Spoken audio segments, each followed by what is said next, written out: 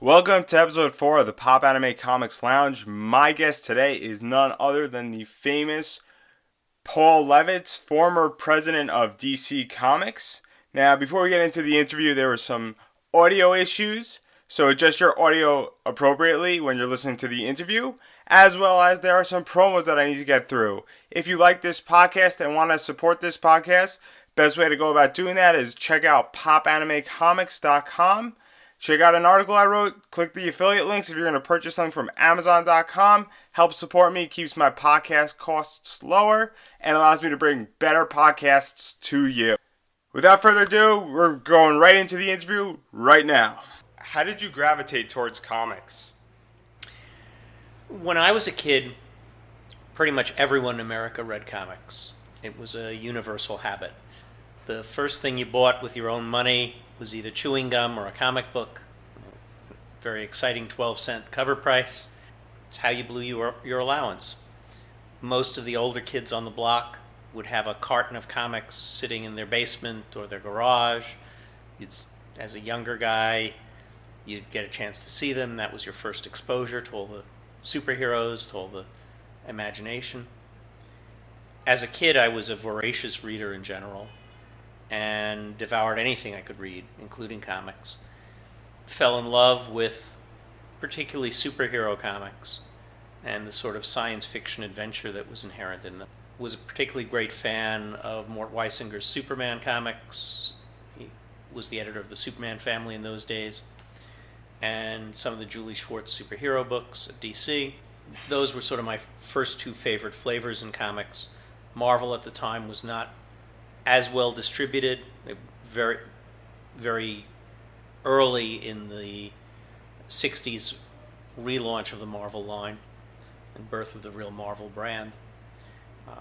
So I caught on to that fairly late. But fell in love with the comics I could find. Bought as many of them as my mother would allow, which was about 3 a week. And got deeper and deeper into the habit. So what comics were you reading when you were a kid? Almost anything that had Superman in it originally. Superman, Action Comics, World's Finest. I discovered Legion of Superheroes after a little bit of time, and that became a particular favorite of mine because of the enormous number of characters and all of the strange worlds. I describe it for the current generation as having the same kind of secret knowledge factor that Pokemon had for your generation. You know, when you were growing up, you probably had a chart in your room of Charmander turns into Charlizard, turns into Char explosive thing. Certainly my son, who's about your age, did. And for me, it was the Legionnaires and what their home planets were and what their superpowers were and how all these things fit together that no adult in their right mind was in the least bit interested in. So how did your family react to your interest in comics? My mother was a little concerned that it wasn't particularly good for my eyes. Probably right. The print wasn't nearly as good then as it is now. And it's still small. My father, I think, was pretty benign about it. He took off a week, the week I was graduating elementary school, because he was the president of the PTA, and he really wasn't bothering with this three comics a week thing. So that was the first week that I really got to buy a bunch of Marvel comics and started my long fondness for the Avengers that week. So in high school, what were you interested in? I was a science geek mostly. I mean, I had already started learning how to program computers.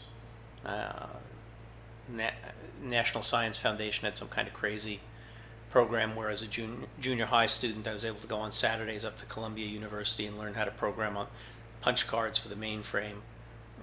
Very, very simple sorts of programming. I was going to Stuyvesant here in the city, which was theoretically a science school, and I figured originally that I would do something maybe in chemical engineering. Once I smelled a chem lab, that seemed like a less appealing prospect than it had in theory. Science, or maybe a business that related to science. I think if comics hadn't lured me off that path, I might have ended up in marketing or management for a company like IBM back in the day. Comics were one of my hobbies, and I loved reading them. and doing the early fanzines was kind of a natural outgrowth of that. So speaking about your fanzine, how did you come up with the concept to start making one? Well, I had seen several fanzines by that time, and I was subscribing regularly to a fanzine called Newfangles, which was put out by a couple named Don and Maggie Thompson.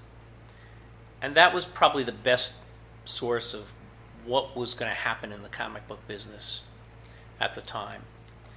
Don and Maggie were a young married couple, and the fanzine was a lot of work. So they announced that they were going to be stopping, but they announced it a year in advance because they didn't want to return anybody's money who had subscribed to it. They were just going to let everybody's subscription kind of naturally run out, and you could order up the remaining issues.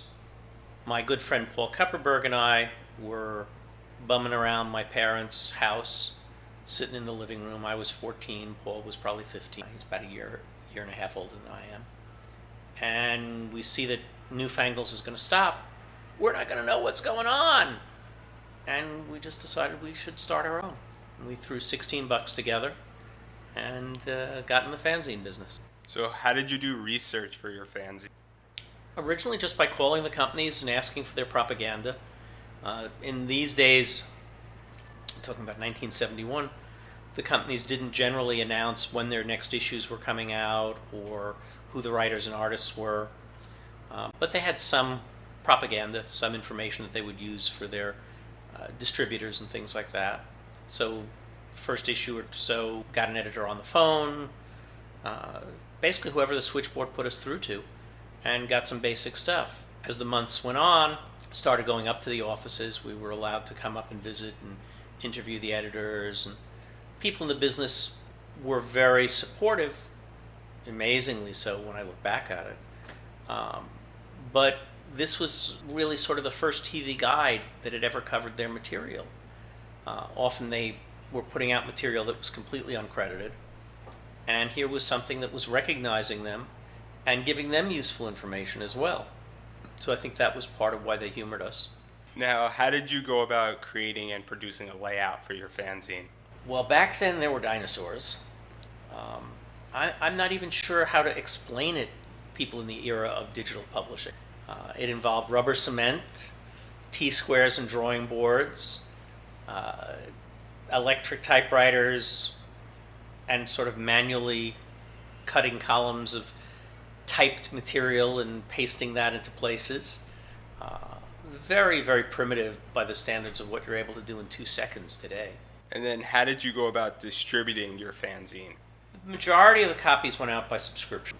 We sent copies originally to the handful of fanzines that were out there, including Newfangles, which very kindly gave us a plug as, hey, we're going out of business, but you might want to try these guys. There were a few comic shops, very, very few in the country at that time, probably half dozen, maybe a dozen. And some of them started to order packs of 25 copies and presumably sell them to their customers. Maybe they gave them away in some instances. Now to talk about your career a little, when were you first introduced on a professional level to the comic world? Well, I was walking through the DC offices when I was 16 doing the fanzine one day, and Joe Orlando, who was a legendary artist and editor in the business, who was editing for DC in those years, called me into his office and asked me if I wanted to write his letter columns. I said, I'm not a writer, Joe. He said, I read your fanzine, you write well enough to write a letter column. And that was the first professional work I did in comics. I went from there to doing DC's equivalent of the bullpen pages, things called The Amazing World of DC Comics or Direct Currents, other sorts of simple things like that. And then the summer I was graduating high school, Joe's assistant was going on vacation for the summer, so he asked me if I would like to fill in. Sure. His assistant never came back. The man's alive, he's well, he's living a wonderful life. He just preferred to be a freelance writer at that point. And I never left. So what was it like to work with Joe Orlando? It was as good an education as you can have on this planet. Joe was a brilliant editor at many things, certainly anything that involved art extraordinarily. He had a very good story sense, very good plot sense. He was not particularly interested in administration, so he was thrilled to have an assistant editor who didn't mind doing vouchers, keeping schedules, keeping track of things, organizing things in files. And I got a lot of support and respect for doing that stuff well, and a tremendous amount of training in how to be an editor. A lot of the books Joe was doing in those years were anthology titles, Weird War Stories, House of Mystery. Many of the scripts for those were written by old pros who knew how to structure a story, but were tired. They'd written dozens and dozens of stories in these genres already, and their heart wasn't enormously in it. It was a way to make a... there were many things that needed some rewrite. Joe also, because most of the writers were this worn-out group, was trying a bunch of newer writers, many of whom didn't yet have their craft down pat. So very often my day's work consisted of trying to rewrite someone's... That's a wonderful way to learn, because you learn what's right in the material and what's wrong in the material. Joe would go over what I did, maybe do some further work on it. But that was terrific education.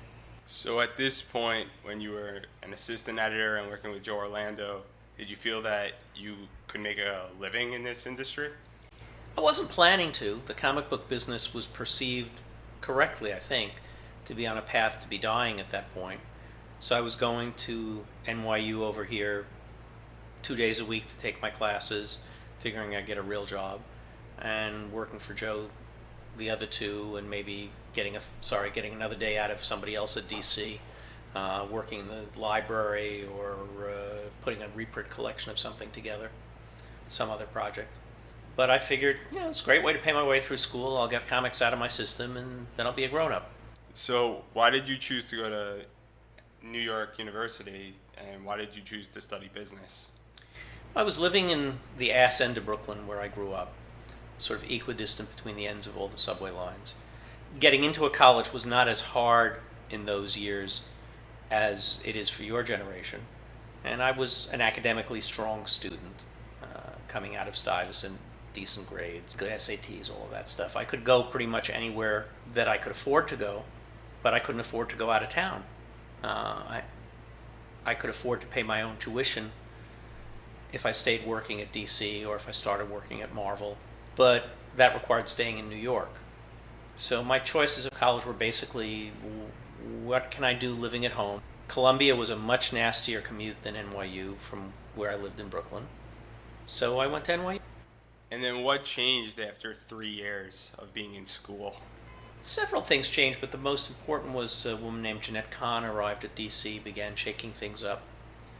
And it started to feel like things may be different. Maybe comics will have a chance with her. If not, I've saved up enough money I can afford to go back to school and finish up.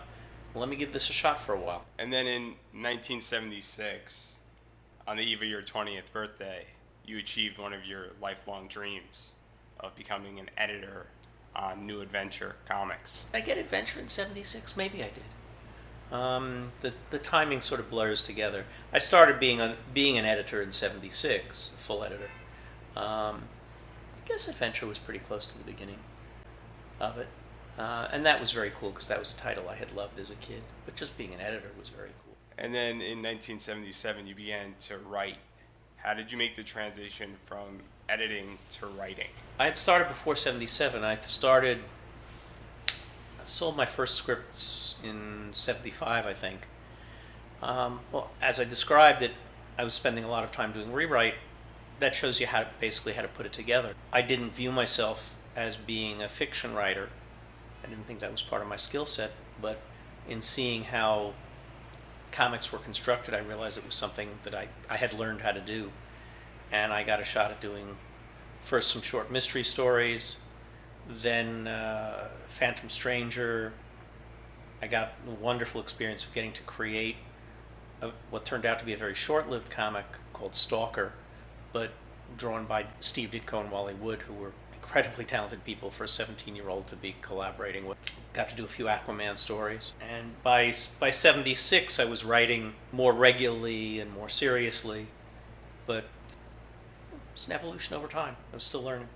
Now, you also were writing the Legion of Superheroes. How were you approached to write that story? Jim Shooter had been the regular writer on Legion for, I think, about a year and a half maybe, since he came back. And then he left to become an associate editor at Marvel and couldn't stay on the book. Denny O'Neil had just taken over as the editor of Legion. Denny was not deeply knowledgeable about continuity or the backstory of certainly the Legionnaires and their complex worlds. So he was looking for a writer who knew all of that. I did. I was passionate about the characters. I probably would have killed anyone else who got the assignment if there'd been someone else competing with me. I was in a little over my head on it, but learned a lot from Denny and did a couple of stories on it. So what was it like writing about superheroes that you read as a kid? That's a good question. I don't know that I've ever been asked that one, Andrew. There's a magic to it in that you understand how the reader can feel in the fantasy of it. If it's something you love and you get to work with it, you have a real respect for your audience because you remember being the audience. That's a big piece of it. Comics, I think, also is interestingly a very aspirational medium. I think a lot of people who are comic book readers aspire to being comic book professionals over the years. And to get to do the thing that you particularly loved is a terrific high in that. So how do you research your characters when you're writing? Depends on the character. In something like Legion, where there were hundreds of stories done before I took it over, I reread every one of the stories and made notes and bought a big blank notebook, and there was a page for every character or every story element, and I just started scrolling down what had happened and what could happen. When I'm building a character from scratch, it's more a case of trying to imagine what their life has been so that you can think about all the different pieces, sort of building the biography of the character and thinking about what the logical ramifications of that biography are. And as a writer, when you're working on comics with many backstories, how much control do you have over the events that take place within the comic? Depends totally on the project and the moment in time. If you're writing a comic that ties to many other comics that are being published, very, very little control. If you're writing Superman, no matter how good you are as the writer of that story, it's still got to fit at any given time with 3 or 4 other people's Superman stories. So you can't suddenly decide all by yourself, well, this Lois Lane chick isn't the right one for him, let me shift it around. If you're writing something that is set in a more obscure corner of the interconnected DC universe, you get to do something more your own for a time. My preference as a writer, by and large, was to work in the odd corners, either to work in the future with the Legionnaires, work on the original version of Earth 2 with the Justice Society, but sometimes you need to fit with everybody else, and you get graded on whether you play well with others. Now, how do you go about mapping out your comics? I tend to plot a kind of macro plot, knowing what the major events will be over multiple issues if that's going to happen. Sometimes I use a grid format for that, just sort of saying, all right, if I'm looking at the next 7 or 8 issues, what are the key emotional elements, which are going to be the main plot elements, what's going to move things ahead along the way. When I go to plot the individual issue, I tend to plot using a flowchart kind of structure. Each individual issue always changes a little bit from what I had in my original, if you will, master plot. Because as you're actually executing it, something more can squeeze in here, or I have this idea. Or sometimes I'll describe it as the character starts writing themselves. You know who they are now, and they're telling you, this is what I need to do now. Now, when does the artist come into, this entire story mapping? Depends on the project, depends on the collaborator. Keith Giffen, who did some of the most famous work on the Legion with me, was a very active participant. Can't we do this? Can't we do an issue with these guys? Can't we do this kind of story? Can you set something over here? He has a very fertile imagination. I mean, He was not then officially a writer, but he's gone on to be a very successful comic book writer himself, as well as a great artist in the field. Other artists, equally talented people, but with different approaches to their work. Kurt Swan, who was the great Superman artist of his generation, never really displayed any interest in the story other than, could you not put too many different Legionnaires in it so it's not that complicated to fit them all in? And I had sympathy for Kurt. I mean, it is a pain in the ass when you have to draw like that.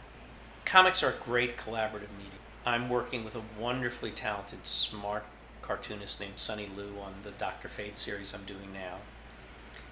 And he comes in not only affecting my script when he gets it, he'll find a way to interpret something visually differently, he'll break something in different panels. I'll get an email saying, you're calling for the girl to be this, but I think she could be that. Wouldn't it be more fun if she was more this kind of person than that kind of person?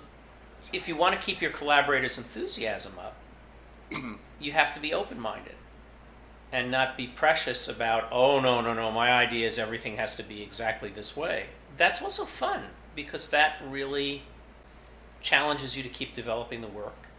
And if you're working with a smart collaborator, Keith certainly was, Sonny certainly was, not that those two were the only ones in that category, but those two were sort of the most active participants, then you're kept on your feet. And 1 and 1 sometimes equals 3. Do you feel that when an artist is contributing, that it produces the best products? I think the more engaged and involved the artist is, the better the product can be. Kurt Swan's Superman stories were brilliant. Draws people, drew people, with an enormous humanistic dimension. I don't think he ever had a conversation with a writer in the years when he was working on Superman when I was a kid. The way the industry was organized didn't really call for it. I don't think he contributed to a story in the sense of saying, could you give me this to draw?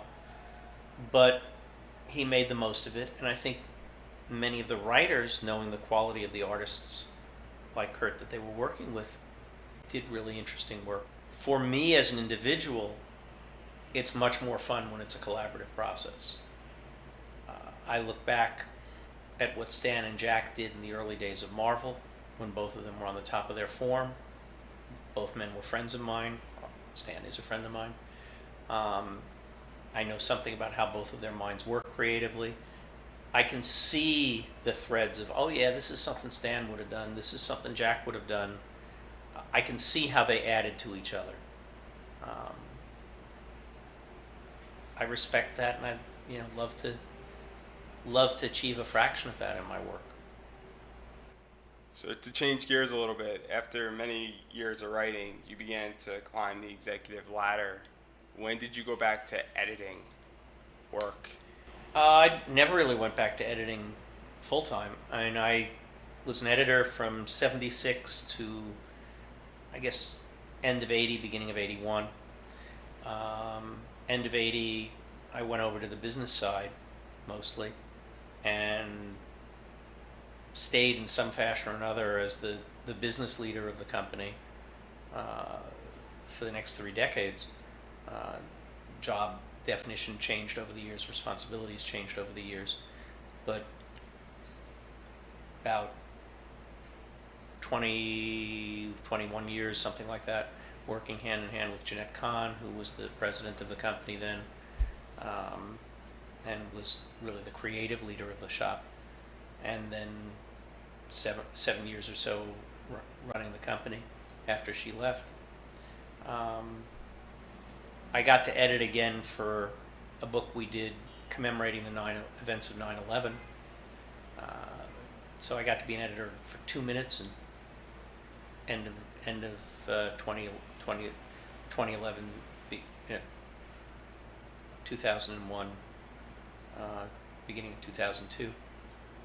But that's not really being an editor in the sense of it being your day job. It just was a project I got to do, which was wonderful. But So while you were on the business side, did you continue to write? I wrote up until 89. that point, my two big kids, were 2 and 4. The way comics work, the writing was always a second kind of moonlighting job. I did most of it over the weekends. And my kids were reaching the age when I had a choice between doing the freelance writing to make some extra money, or being on the soccer field with them, or taking my daughter to dance class. And I wanted the years with my kids. So I set the writing aside for the next 20 years. I did a couple of comic stories, one or two every year or two, as something special came along that someone asked me to do. But no solid body of work. You also have been involved in DC television shows. A little bit. Do you have any episodes that were memorable to you that you worked on? I didn't really work on. I can't claim that level of involvement. The guys who make a television show work are the showrunners who are driving it. As the representative of the company in the process, occasionally you can toss out an idea, somebody picks up on it. I remember there was an episode of when we were doing Superman as a solo animated show where I had thrown out some suggestion to Alan Burnett, who was the creative leader of the project, about doing an episode where Clark Kent's presumed murdered or killed, and what has to happen during the course of that. But the story was Alan's. What I got to learn is I got an appreciation of what the roles of the showrunners in the different media forms were, and something about the dynamics of what makes a good story for each of the different formats. So then in 2010, you wrote a book, 75 Years of DC Comics, The Art of Modern Myth-Making. How did you come up with that book? Well, DC had made the decision several years before that we were going to celebrate our 75th anniversary as a marketing event, if you will. And the company had reached out and selected Taschen to publish the commemorative book. The editors who were going to put the book together had asked me at the time if I would write it, but I was doing the day job of running the company and I didn't have the time. When it was announced that I was going to step away from the day job, they came back to me and said, we really haven't found anybody who can write this. Would you like to take it on? And I said, yeah, sure, I got the time now. That'd be fun. Josh Baker, who was the incredible art director who assembled the book, had done a couple of years worth of effort already pulling together amazing stuff. And my job was to step in and write the essay that would just pull the story together. So obviously, how did you do research or help with production and putting it all together? Well, I had lived with the story for over half the time, so a lot of it I had in my head. Structurally, I built a timeline of every title that DC had published when it had launched, and used that as my base timeline for figuring out what to do, and then interpolated the major media events over the years against that. And that became the story that had to be told. So to talk a little bit about outside of DC Comics and more comics in general,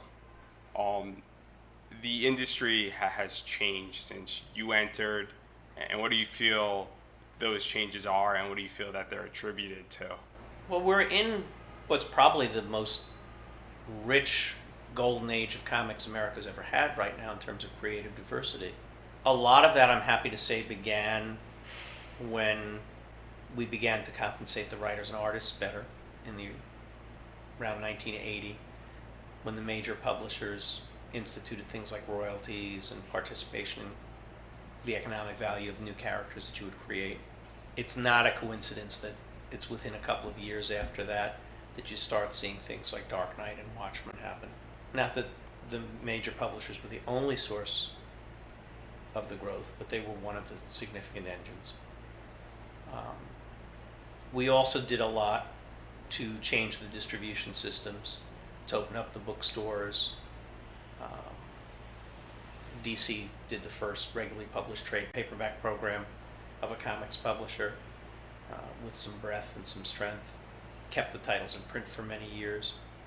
Those are all things I'm very, very proud of that made a real difference in having the graphic novel era emerge. What's really taking it to the next level now is the diversity of creative voices you're seeing in the field. And that's wonderful to watch. And that's just a generation of people aspiring to do fun stuff and going way beyond what the narrower limits of comics had been for most of my career. Also, obviously, American comic books aren't the only comics out there.